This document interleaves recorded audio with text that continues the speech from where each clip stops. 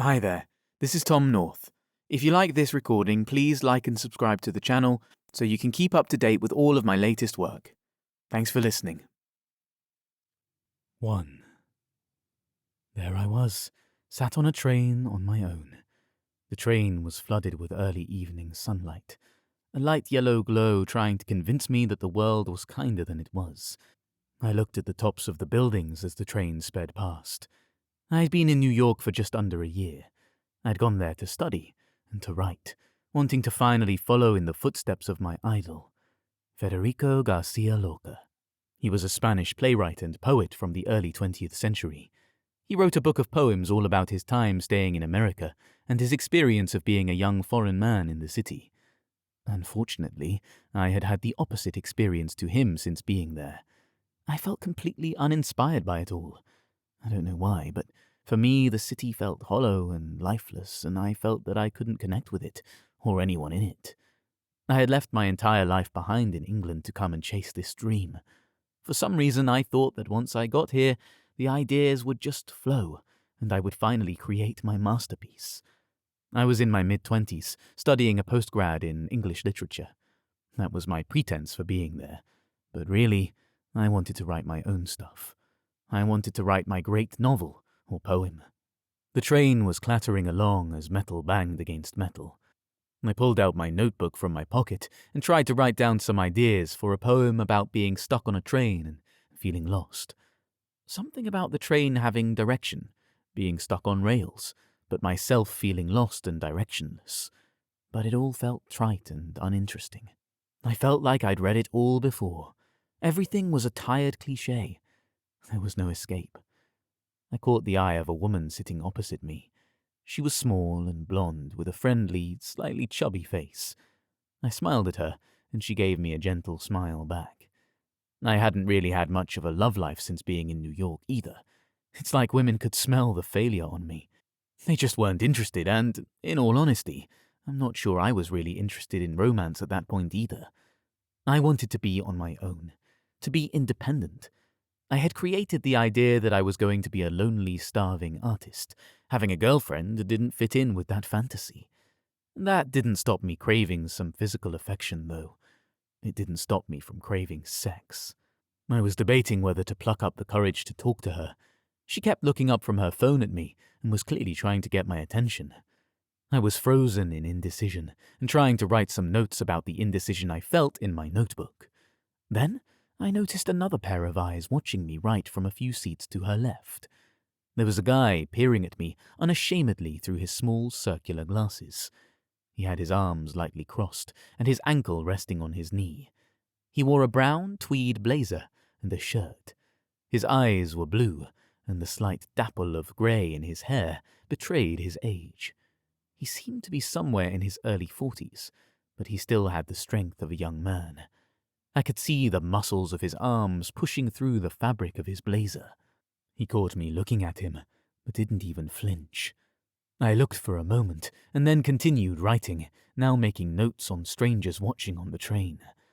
I braved another look, and he was still staring, now giving me a gentle smile. I had to admit, he was handsome.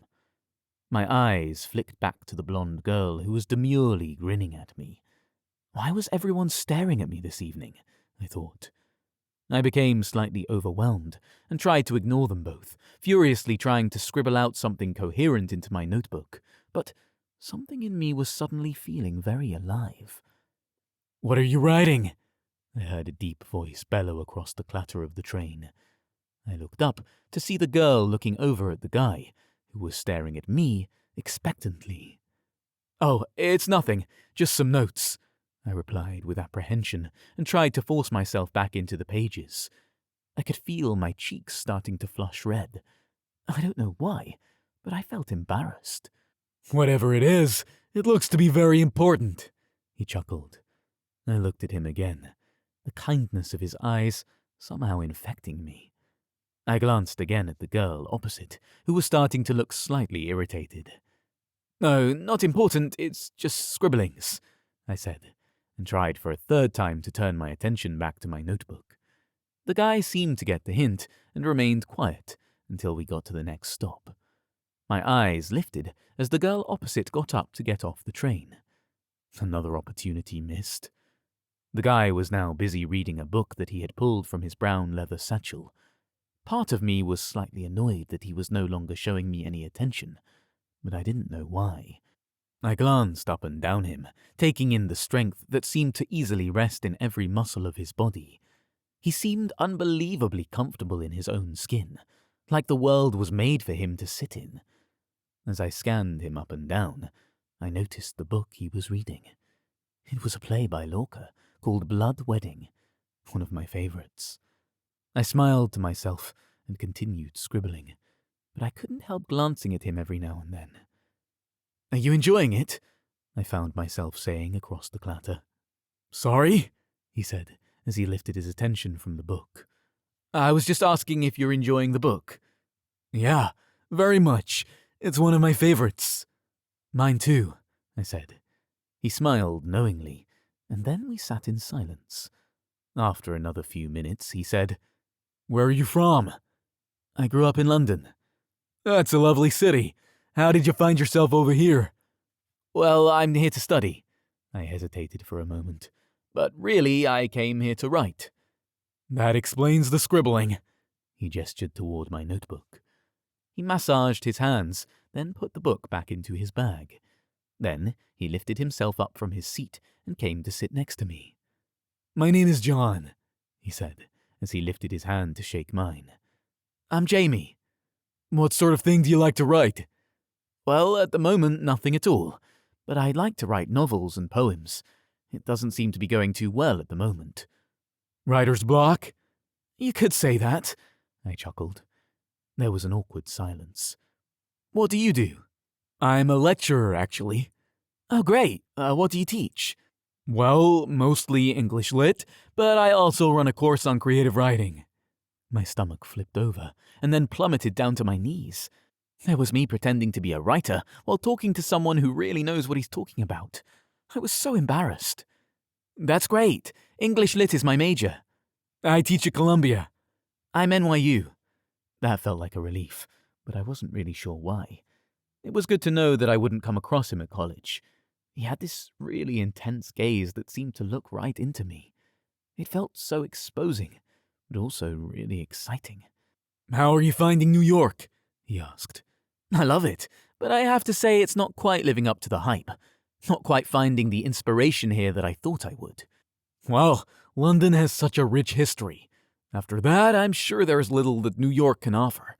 Although it's a very different city. Perhaps it's not your type of city." "I guess so, although I don't really know what that means. I'm struggling to work out what kind of person I am exactly. I never quite felt at home in London either." "Well, whether you felt at home there or not, it is a part of you. Perhaps that would be an interesting thing for you to explore. Why do you feel so alienated by your own home?" His voice was kind and warm, but I could feel myself bristle slightly at the personal comment. "I'm sorry. That was quite an inappropriate thing to say on a first meeting. I know nothing about you, but it does seem like there is a sadness to you. I hope you don't mind me saying." "Well, I guess I do feel a bit lost.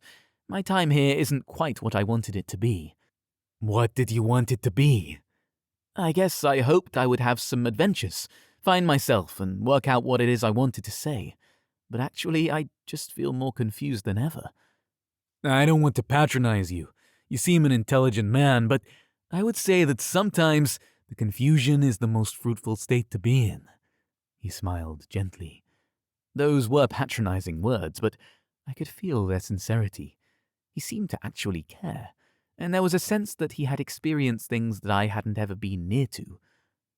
"Thank you," I said, and another awkward silence fell between us. I could see him looking at me again, his eyes wandering over my body. I felt suddenly aware of my skin, the way it was hugged by my clothes. He seemed like he was wanting to say something, but weighing up whether he could. "What are your plans for the evening?" he asked. "I don't really have any. I was just heading back home from the library." He paused for a moment, and then said, "Well, perhaps you'd like to come to mine for a drink. I'd love to talk more about your work. It's always interesting to talk to another fan of Lorca." My stomach lit up. I was excited and terrified. I'd only just met the guy and he wanted to talk to me more about my writing. I honestly felt like I had nothing to say about it. "I don't really have much to say about my work," I said. "Well, perhaps I might have something to say about it. Why don't you take the risk? You have nothing to lose." "I suppose you're right. It would be nice to be able to talk to someone about it. My lecturers don't seem to be much help." "Well," he chuckled, "I'm not your lecturer, and I'm not offering you private tuition, but I'm happy to be a friend to a struggling writer." He patted my leg. His grip was firm, again proving the strength that lay in his body. I was 6 foot and spent a fair bit of time at the gym, and I still felt like he could dominate me physically. "Okay, honestly, that would be really great," I said. It did feel like a relief to have someone who seemed to understand me. I felt so alone since being in New York. "Mine is the next stop," he said. I nodded and smiled back at him in response, and we quietly waited for the train to come to a stop.